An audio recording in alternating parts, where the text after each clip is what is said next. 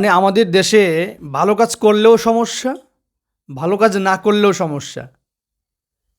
আমাদের শেখ আহমদুল্লাহ হাফিজাহুল্লাহ তিনি ইস্তিসকা নামাজ পড়েছেন।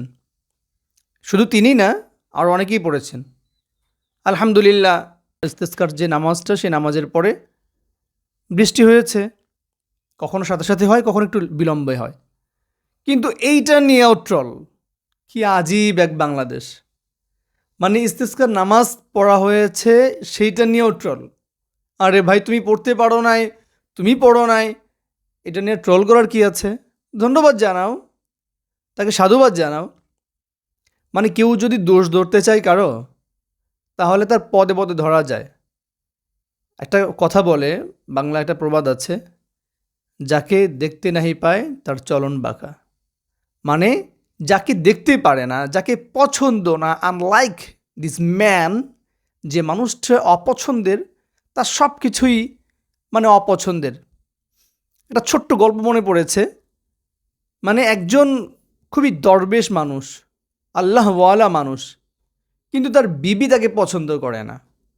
বিবির সাথে তার প্রচুর ঝগড়া, তার প্রচুর মানে কথা কাটাকাটি বিভিন্ন। তো একদিন এক লোক এসেছে। লোক এসে বলল যে, আমি তো অমুকের কাছে, অমুক সাহেবের কাছে, শায়েখের কাছে আমি নিজেকে পেশ করতে চাই, আমি মুরিদ হতে চাই। তো বিবি বললেন, তুমি আর কোনো লোক পাইলা না, এর কাছে তুমি মুরিদ হইবা? এত খুব খারাপ মানুষ, খুব খারাপ। কিছুক্ষণ পরে দেখে যে ওই শায়েক, ওই আল্লাহওয়ালা পীর বুজুর্গ, তিনি আপনার বাঘের উপরে উঠে, এবং লাগাম যেটা, আপনার যে চাবুক যেটা, সেটা হচ্ছে সাপকে চাবুক বানিয়ে, আর ঘোড়া হিসেবে নিয়েছে বাঘকে, ঘোড়া বানিয়ে বাস চলে আসতেছে। তো তিনি অবাক চিত্তে, ওই লোকটা দেখলো যে পীর সাহেবের তো অবস্থা খুবই খুবই মানে অসম্ভব একটা জিনিস করেছেন তিনি। তো বললেন যে, পীর সাহেব এটা কীভাবে? বললেন যে, একটু আগে তুমি যে বদনামগুলো শুনলা, ওইটাকে সহ্য করার কারণে আল্লাহ তাআলা আমাকে এটা দিয়েছে। মানে বিবির কষ্ট সহ্য করতে পারলেও কিছু ভালো বেনিফিট পাওয়া যায়। তো আরও একদিনকার ঘটনা হচ্ছে, এই মহিলা দেখলেন যে উপরের দিকে একজন আপনার শূন্যে পাটি বিছিয়ে নামাজ পড়তেছে।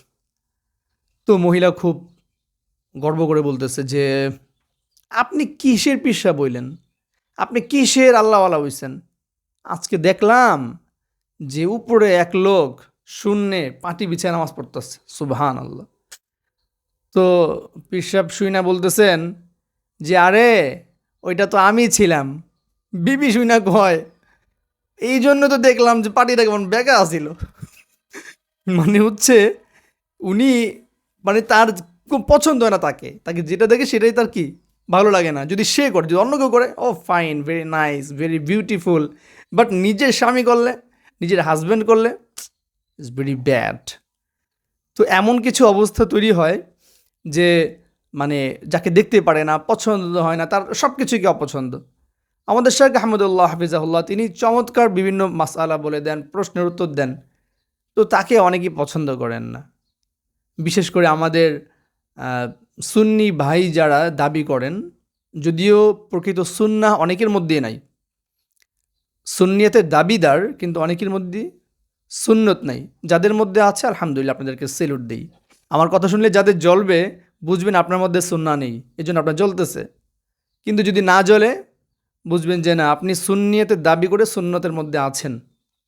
কারণ যার সমস্যা কথা বলে তারই গায়ে লাগে।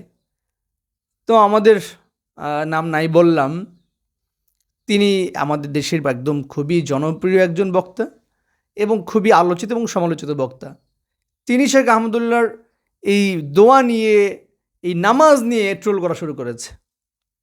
আরে ভাই, আপনাকে তো বুঝতে হবে, মোনাজাত নিয়ে ট্রোল করা শুরু করেছে।